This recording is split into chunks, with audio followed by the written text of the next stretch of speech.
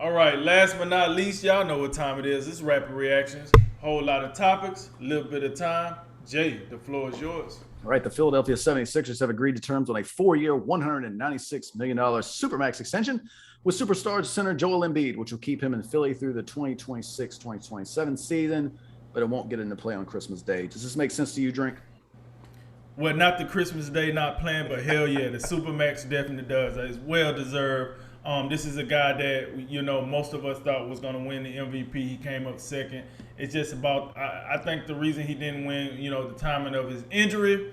However, he got the talent to be back in the MVP conversation. So it's just one of them things. But yes, his contract definitely makes sense. I don't know why he's not playing on Christmas either.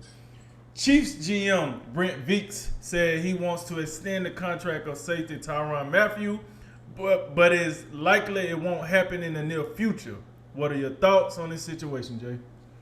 I think when you go out and you pay, whatever it was, $500 million to Patrick Mahomes, and remember they got Chris Jones taken care of. I think it makes sense that money might be a little tight here, but listen, I think the Chiefs. If I'm a Chiefs fan, I think I put my faith in Brett Veach. I mean, I think this guy's proven that he can, assemble a team, keep talent together. So I think I would give the man the benefit of the doubt. I think Tyrann Mathieu will get his money.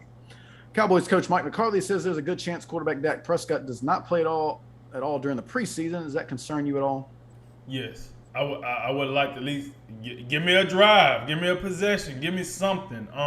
This guy came off a pretty nasty injury, and Dallas Cowboys fans want to see something out of him. Like, this their leader. You'd have bagged up the Brinks truck. You'd have done all this. You can't. I don't know. I'm just not. I don't feel real good if I'm a Dallas fan and the first time I see him is week 1 with teams going full blast at him. You don't know how that body is going to react to that. So, yeah, it concerns me a little.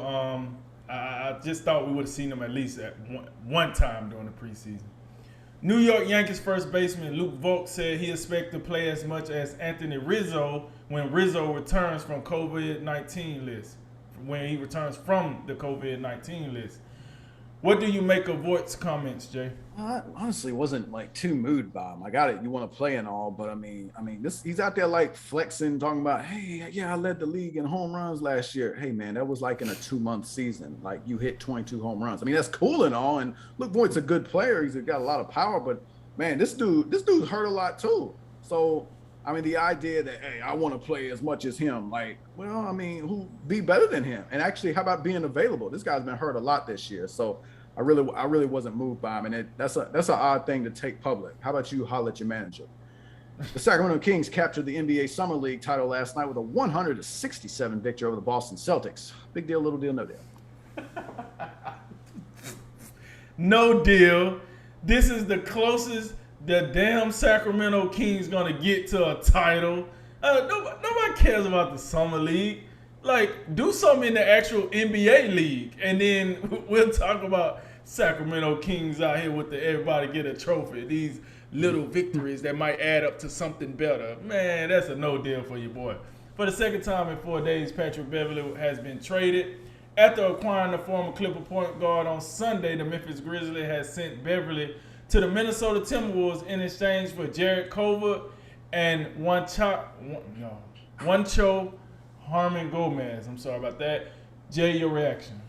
My reaction is quite simple. Beverly went from the Clippers to the Grizzlies to the Timberwolves, and I'm absolutely thrilled about it because I hope I don't have to hear from him all season because at Minnesota, I don't think they're anything to take serious. Seahawks safety Jamal Adams has signed a 4-year, $70 million extension with a maximum value of $72 million, and that makes him the NFL's highest paid safety. Did Adams deserve this contract? Yes, he did, but it's going to really hurt Seattle. He deserved it. I don't have a problem with Adams being the highest paid safety. Don't got a problem with that. But it's going to hurt Seattle. And this might just, keep them from getting max, out of the rest of the roster to make a Super Bowl run. But I do think he deserved it. Just, I don't know. I think Seattle they're going to be hurting from this one.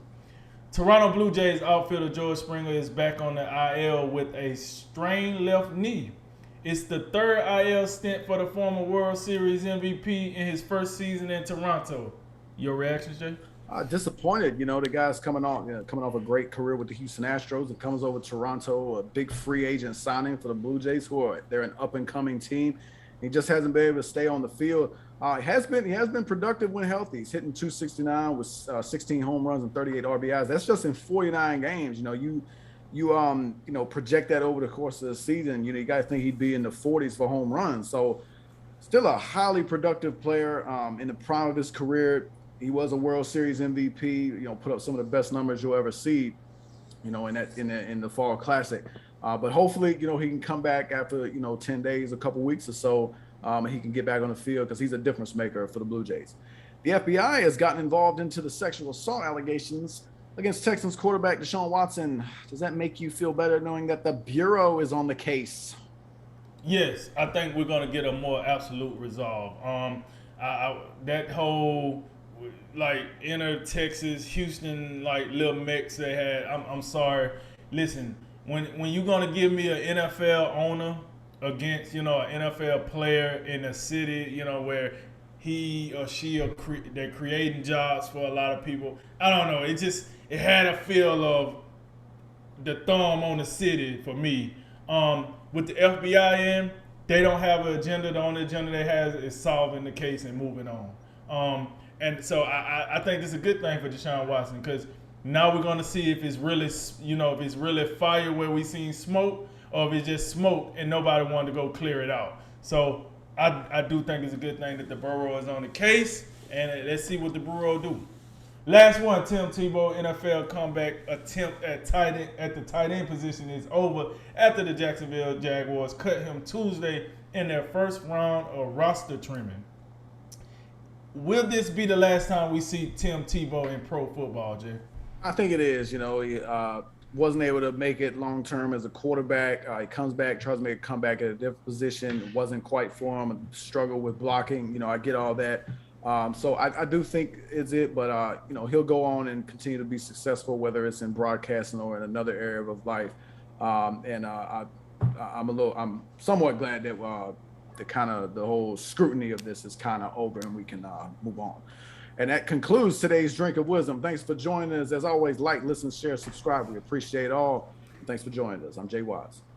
And I'm Nathan Drinker. And remember, make tomorrow better than today and make today better than yesterday. And you know what we gonna do.